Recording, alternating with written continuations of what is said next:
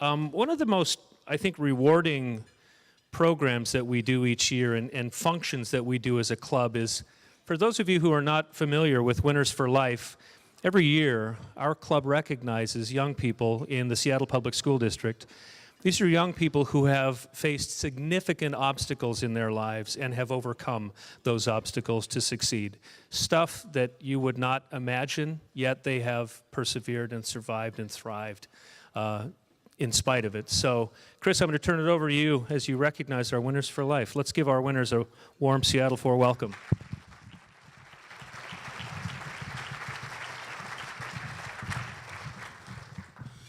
Thank you, President Mark, fellow Rotarians and guests, friends. I'm Chris Otto. I'm with the Chief Seattle Council Boy Scouts, and it's always, this is my favorite season of the year. It's Winners for Life season. You might have been a part of our reception a few months ago, where we had a lot of students join us for a great program, recognizing them, and their grit is really what it's all about, finding a way to achieve against all odds. So I get to come back again this year and introduce this year's recipients of the first year scholarship, and also just remind you that we have students who are also receiving a second year scholarship. I think that Winners for Life has been named a few different things. I gather, talking to some of the more seasoned members of the club, that this has been going on for several decades. So it's a very important program for Seattle Rotary. It doesn't happen just because of me, and I want to recognize my co-chair for the scholarship selection process, Janice Weinmiller, Ben Linford, who is the chair of the Education Committee, and John Raber, who chaired the reception portion of this Winners for Life season. So without those folks helping and supporting me, I wouldn't be able to accomplish any of this.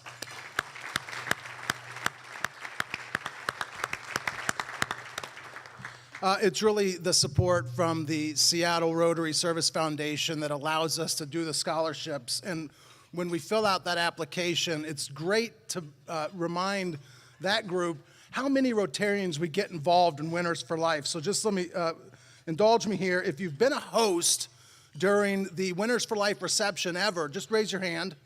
President Mark's got his hand up. I see other past presidents with their hands up. If you've been an interviewer for the scholarship selection process, raise your hand. Great. And if you've now become a mentor in this process, raise your hand. Great. I do see some yellow badges out in the room. I hope that if you're sitting with someone that raised your hand, you'll ask them how to get involved with Winners for Life. We need your help every year in all of those different stages and categories. So what we start with each year is 10 scholarships. It's $2,500 a year. Last year we had some rollover funds that we could access, so we were coming into this year thinking we had 11 scholarships to give out. And then we were wonderfully surprised by Tom Hayward, who agreed to fund a scholarship on his own. So that got us up to 12.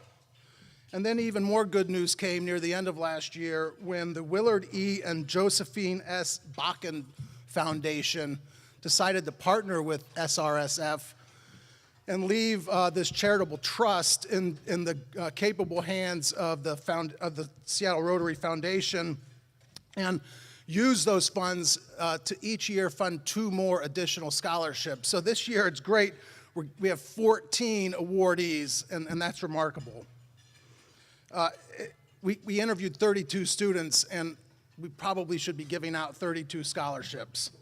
So being able to do 14 is really a big deal. We do this for 2 years, and for the past several years, we've included a mentor with the scholarship. And I think that our mentors who've done it for a few years can attest that this is making a big difference in the lives of these students. That connection to somebody who cares and wants to support them through the process of going to school and figuring it all out. It's really my honor to introduce our award winners. These students, I've had a chance to read all of their applications. It's amazing what they've accomplished in their lives through so many obstacles. And it's just humbling for me, and I really wish you all great success in your future. So as I call their names, they're going to raise their hand if they're here. I think we have all but four with us. First, one of our Back-in Scholarship Award winners is Abdawali Abdi from Franklin High School. Gonzalo Cruz from Chief Sealth International High School. Another one of our Bakken Award Scholarship winners is Alexandra DeFurman Cortez at Garfield High School. We have Rodis Berhani with us from West Seattle. Jade Barrington, who's not here today, attends Middle College. Madison Vassis, Nova Project. Madison's here, right? There's Madison. And Eunice Anguiano, who attends Ballard High School. Veronica Schuler with the Interagency Programs. Cielo Martinez, who's at the Seattle World School. And not with us today, Layla Mohammed from the Center School. So a round of applause for these first-year award.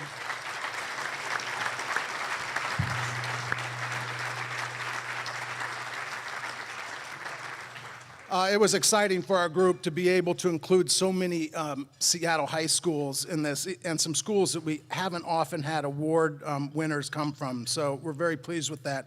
We do have 4 students who applied for a second-year scholarship, and 2 of them are with us today. Johanna Rivas, she attends South Seattle Community College. Marissa McGinnis, who attends North Seattle. And then Natalie Martin, who's at Shoreline, and Jaden Powell, who's attending Evergreen State College. That rounds out our 14 scholarship recipients, so another big round of applause for them.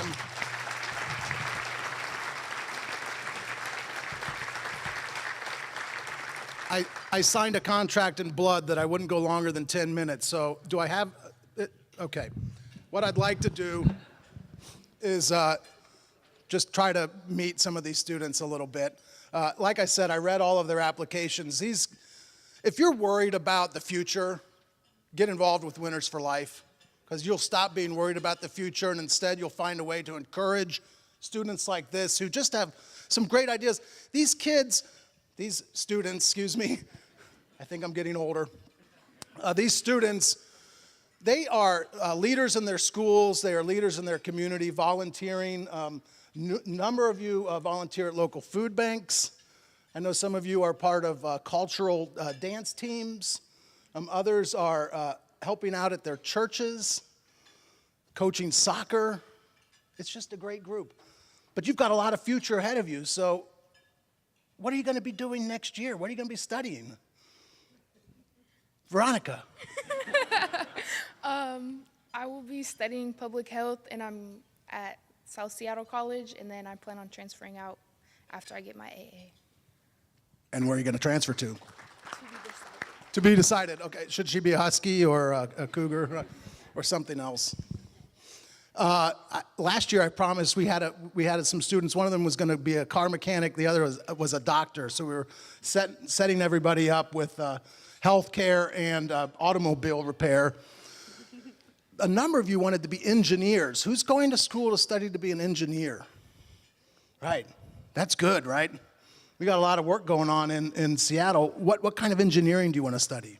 Mechanical engineering. And where are you going to school? UW Bothell. UW Bothell. Excellent. Okay, and if there's one thing that you're most excited about for the coming year, right? Going off to college, what are you most excited about? Alexandra? Well, I think being a little bit more independent, because I'm really attached to my parents, and I think I need to step a little away from that and, become more independent. And I'm also excited to attend Pacific Lutheran University and also do mechanical engineering. I'm going to be doing the dual degree program. So hopefully I'll end up having 2 bachelor's degrees, a bachelor's in science and a bachelor's in arts. So, yeah. Wonderful.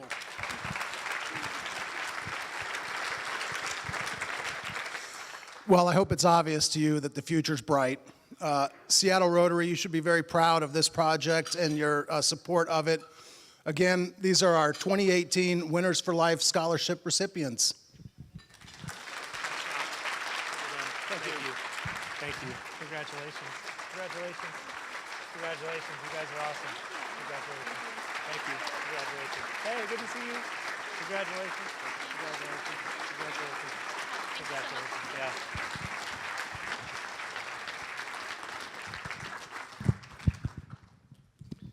Yeah. Yeah. I am so inspired by these young people. And I just want to encourage you winners, lean on your mentors, lean on your connections that you've made here at Seattle Rotary. We really do want to help you succeed, and you guys are going to go so far. It's going to be so fun to watch you as you become the next generation of leaders. Now to our main program, our VP of Programs, Hamilton Mccullough. Who's enjoyed programs this year, first of all? Yeah, Hamilton has done a fantastic job. As I was looking over Tod Leiweke's resume and career, I don't know that there's a better person who could lead a professional hockey franchise in the city of Seattle. When you look back at this family, what they've done, there's also a really great article in the Seattle Times about Tod and his brothers and how they overcame adversity growing up and how they're succeeding today. Check it out. It's in Seattle Times last month. So please give a warm welcome to our VP of Programs, Hamilton Mccullough, and Tod Leiweke. Hamilton. Thank you. Thank you, President Mark. Well, I love hockey. Anybody who here is excited about getting an NHL team here? Yes, very good. Glad to see that. So I grew up walking distance from the New York Rangers practice facility. I learned to skate and play hockey on their ice. Was very fortunate to go to a number of games at Madison Square Garden and had vivid dreams as a kid of playing center ice for the New York Rangers. Why are you laughing?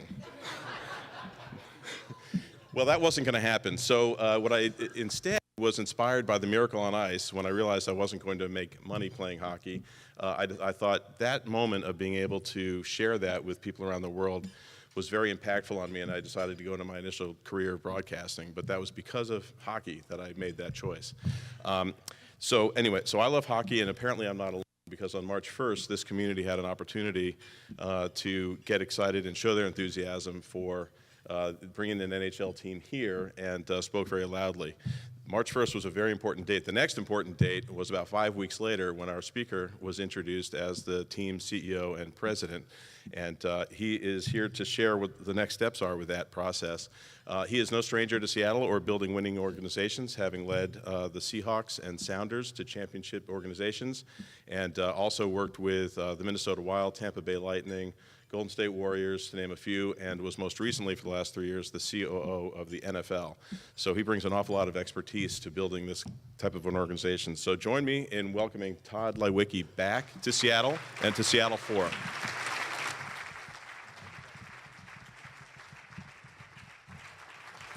So let me just begin with the Winners for Life.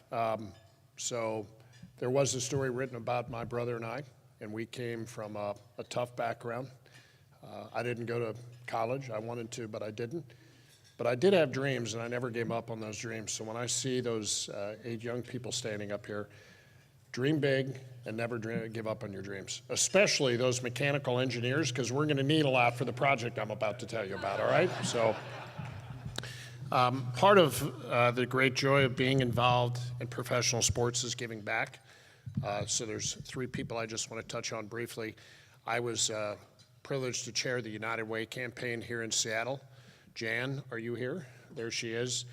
This woman menaced me for an entire year of my life. She coordinated the United Way. The United Way here in Seattle is the largest in America. Why? We are the most giving community. And so it was a great privilege to do that with you. Darlene Corcoran is here. And Darlene, I have the privilege with you of starting the Champions Tour event, which has raised a lot of money for incredible research, and you were a community champion. And then Doug, where are you, sir? The auction of Washington wines, which I loved, and not only did you get to go to a dinner, but we drank great wine and raised a lot of money for Children's Hospital. So one of the great privileges of leading an organization is the privilege of giving back. And this is a community that we consider home, and I couldn't be more proud to be back here. And we are going to give back. We are going to build a caring, giving organization that's here to make a difference. So all of the people who didn't raise their hand about being excited about hockey, trust me, it's okay, okay? Because we only have a certain amount of seats. We're here to do more. We're here to do more than play hockey games. We're going to give back, and we're going to make a difference in this community.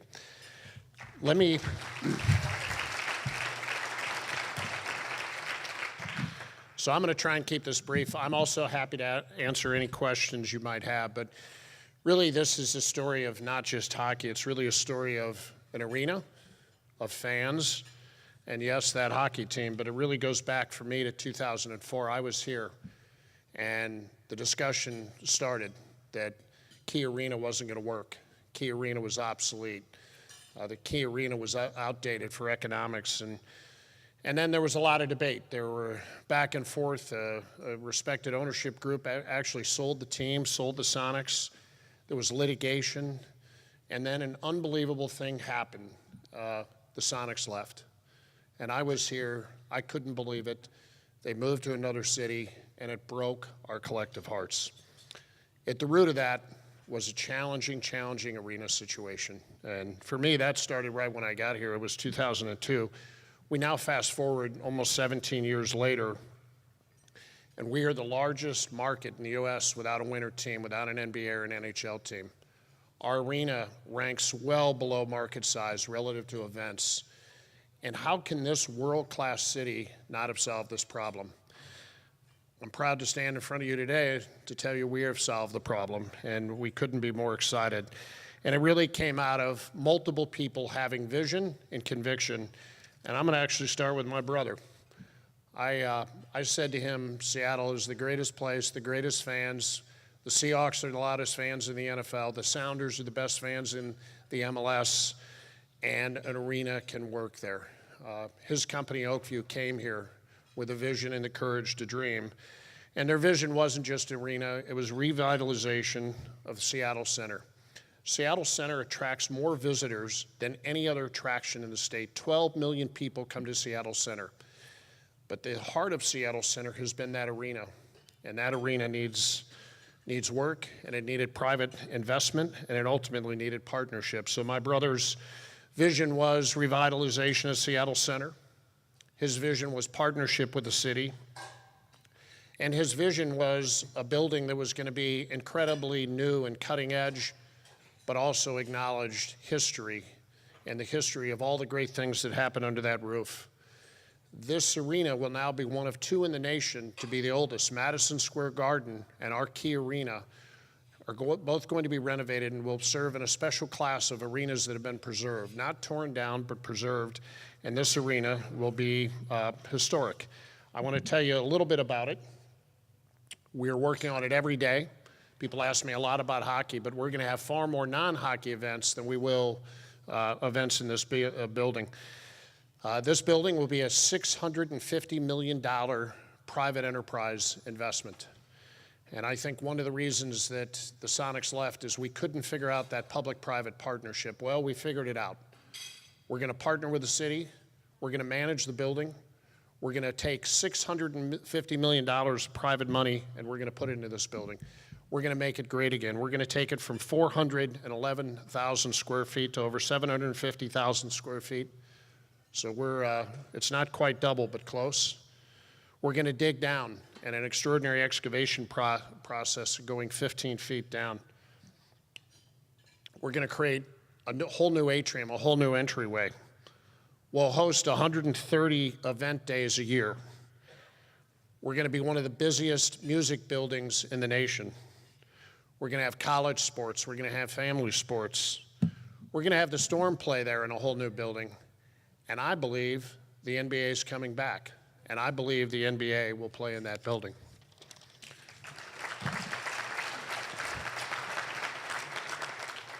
But a catalyst for the building and everything happening was the NHL. And I have to declare, I've been a lifelong hockey fan. Before I came to Seattle, I was the president of the Minnesota Wild. And when I left Seattle, I became the CEO of the Tampa Bay Lightning. I saw the Lightning turn from a franchise that was in the bottom of the league by almost any measurement to today one of the strongest franchises. Their building is full every night. Their community giving is epic, and we're going to do the same thing here. A lot of people said it wouldn't work, but we think it will work, and we think this is going to be every night in that building, every seat full, with cheering, adoring fans. And we might not do Jeff Baker, who's here from the Seattle Times. We might not be in the Stanley Cup that first year, but we are going to build a world-class enterprise with great coaches, because we're already hearing from GMs and others who want to come here and be a part of this because they feel it's something unique and special. Ultimately, you can have a franchise, you can have a brand new arena, you need fans. And the greatest part of this entire story is what the fans did on that day, March 1st. I was still debating with my brother whether or not this was a fit for me, and I must say that 1 hour convinced me. I called my wife, said, honey, we're going to Seattle. 10,000 deposits were taken in the first 720 seconds. And we're compared a lot of times to other expansion teams. No expansion team in the history of sports has done this. 10,000 deposits in 720 seconds. And at the end of the day, after 31 hours, we cut it off. 32,000 deposits were taken in 31 hours. And it is the wind in our sails. It's going to be the momentum that drives us. But there's other things we think about. So let me take you on a quick tour of the NHL. There's the seats. There's how quickly it happened. People said wonderful things all over the nation. And now to hockey. About 100 years ago, we actually had a team. It's the Seattle Metropolitans. And they were actually the first U.S. team to win the Stanley Cup. Quite remarkable.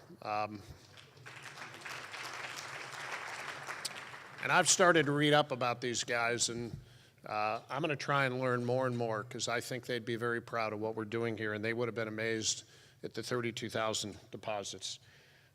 We join a league, the National Hockey League, which is remarkable. They fill up buildings all over the country, and every year we're going to have the original 6 come.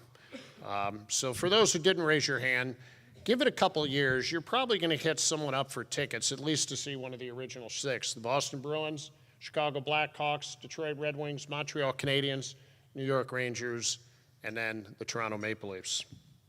I love singing the anthem. We will sing both anthems many nights in this building. And we're going to have teams from both the U.S. and Canada coming to play here. The game is a brilliant game, and I have the great privilege of teaching people in this community about the game of hockey. It is a beautiful sport played by incredibly talented, gifted athletes. It's a combination of ballet.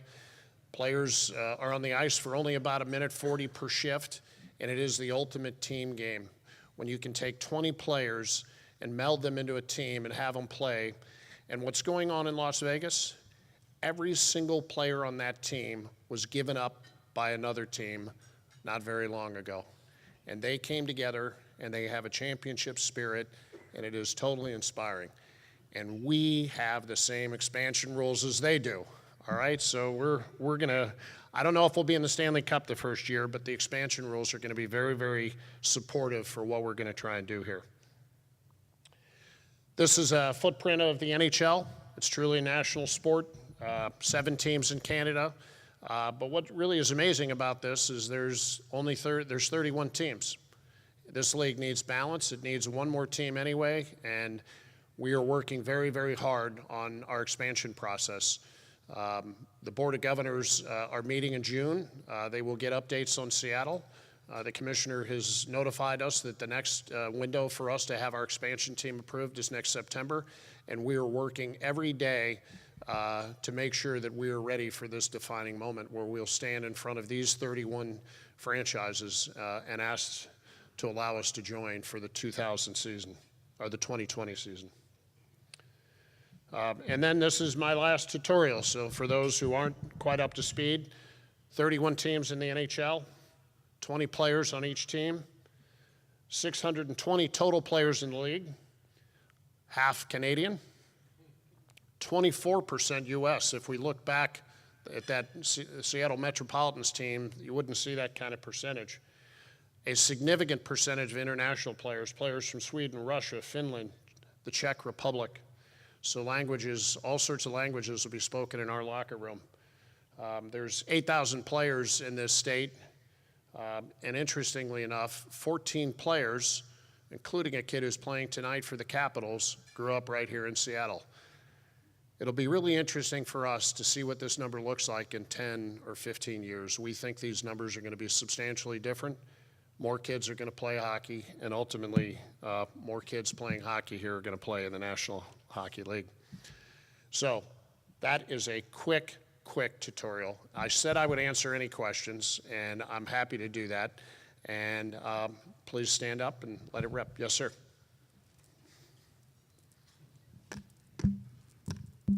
This might be the most obvious one, but how are you going to get people to and from the stadium through South Lake Union?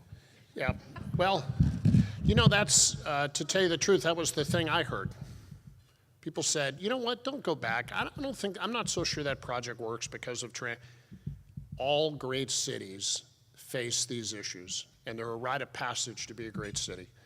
So transportation planning, we're going to grow right with this city, and we're going to find unique and different ways. I was with Steve Mullen, who runs Washington Roundtable, yesterday, and he told me the last 2 years he's taken more Uber rides, he's walked more places, and he's changed the way he used to travel, which was him sitting in a car alone. So our city is about to go through a whole change, and we're going to be part of it. But part of our planning is going to involve world-class traffic planners. We're going to teach our fans how to get to and from the building. We're already working on it, and I will assure you of this. I work for an incredibly smart man named David Bonderman, and he would not be investing over $1 billion if he thought we had a fatal flaw in this plan, and we're going to make sure transportation isn't one of them. We have a question over here. Hello, thank you for your time. My name is Jaime Mendez. The owner of the Seattle Sounders was here not too long ago, and he recommended how awesome you are on your personal touch towards the organization and how you know every single person there. Is that infectious? What's his name? Now, is that infectious towards growing the community? So you mentioned giving back. I want to understand a little bit deeper on how do you feel that really affects the community at large? Well, I saw some great moments with the Sounders. I saw some great moments with the Seahawks. But for me, always the best moments were community. And it's one of the great privileges I think you get to that you get to do, and I think it's what people expect. And so changing people's lives, we're going to have 130 events, and every man, woman, and child in this community will have a reason to come to the building. And every one of those events, there can be some small life-changing moment, from someone young meeting an artist, from taking someone down to the bench, to getting involved game in and game out in important issues in this community, and we're going to do it. And it's one of the things we get to do, and it's one of the things we have to do. And so for me, that was not a hard thing. It wasn't a discipline. It's one of the reasons I came back.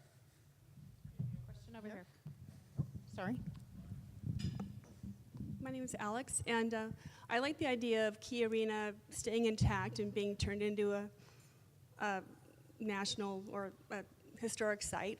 One small piece of Seattle history that you may not know about is that is where my husband proposed to me at the first 2-minute timeout of a Sonics game. Wow. So and you said yes, obviously? I said yes. So you can imagine my disappointment when the Sonics left town.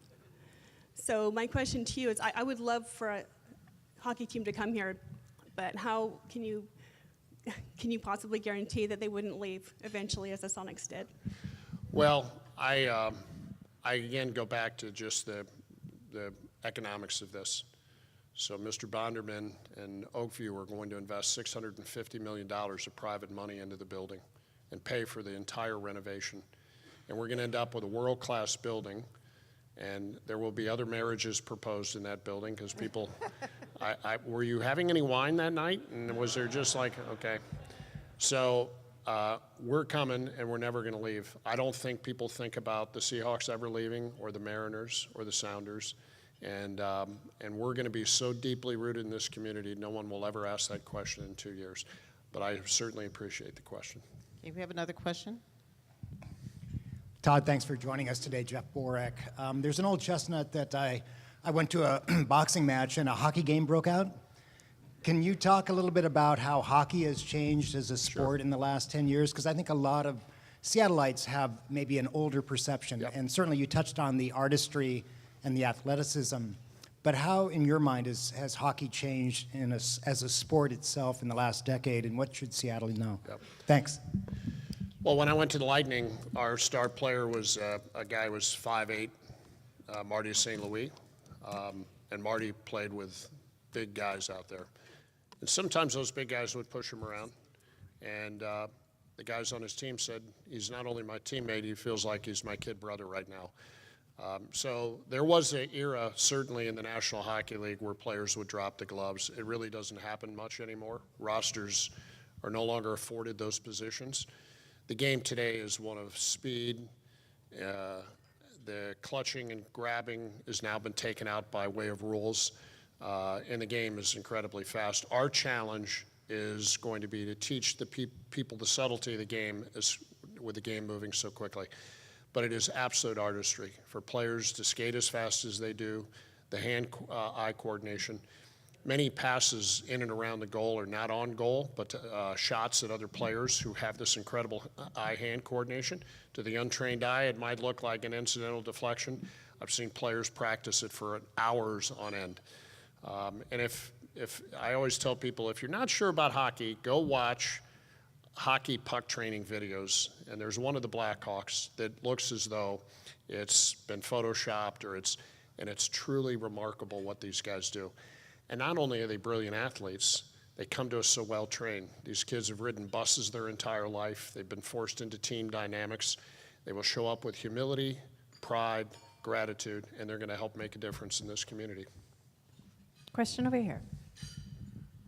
When I was a little kid and supposed to be going to sleep, I would lie in bed listening to Bill Schonely calling Golden Guile Fielder in the Seattle Totem. So I'm really, really excited about that. But there's an adage that says when you go to bed with dogs, you wake up with fleas. The Seattle City Council had a hand in the departure of the Sonics. You are partnering with a pretty questionable group in the minds of a lot of people. How do you go to bed with dogs and not wake up with fleas?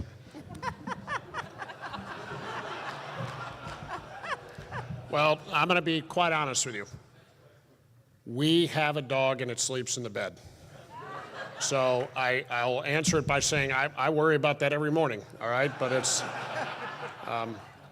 you know, to tell you the truth, the city has been remarkable. The mayor has partnered. This is a complex deal. We're going to essentially privatize an arena. And this hasn't been done for a long time, and there's actual courage being shown. And I know that sometimes it's easy to look at politicians, but our experience has been positive, and it needs to be. This is one of the largest private-public transactions, and it might be the largest in sports in this city's history. And so I'm new. I've only been on the job 6 weeks, but the spirit of partnership that exists, and not only the renovation of this building and bringing a team, but the revitalization of Seattle Center. And what we're seeing is the best part of government, a willingness to collaborate, a willingness to dream, and every day we're working through issues. And we need to, because it's one of the issues that has to get addressed before we go before the Board of Governors. And we've got to have all of our T's crossed, our I's dotted, and we're making excellent progress with the city. And if we weren't, I would tell you. Okay, we have another question here. I noticed you said the expansion rules will not change. There's been a lot of talk, anyway, about it will change because of the great success of Las Vegas. How confident are you that the rules will not change? Well, the teams are going to be smarter. So I'm not so sure it's going to be fundamental rule changes, because I think everyone's trying to say, look, it's not possible we'll have the same success they had. So I think the other teams and the list they protect and the foresight of that, and I think they've already started working on their contracts, thinking well in advance of what players will be exposed. We're going to bring on some early hockey expertise here. We're hoping in the next few weeks to make an announcement. And we're not going to wait until the GM decision to build out our hockey organization. I would say that a good part of their success is the decisions they made. George McPhee made terrific decisions. Their coach had been fired and found new life, and they made it a prideful thing. A rallying point for that franchise that all of the players rallied around was the tragedy that happened there. And that team was there for a reason. They really did have a significant impact, and that's now the motto of the team. Vegas won and Vegas united, and you see it in their game. You'll see it in their game tonight. But we've got to hire as smart of people as they do. I think the rules will generally be the same. I'm not one that's going to stand here and say we're going to be in the Stanley Cup Finals year one, but I think we could build a long-term competitive program because people want to come here and be a part of this. One more question, and I'll then. To me, the hardest part of watching a hockey game is the puck is moving so fast and it's so small, and by the time I figure out where it is, the play is already long gone, right?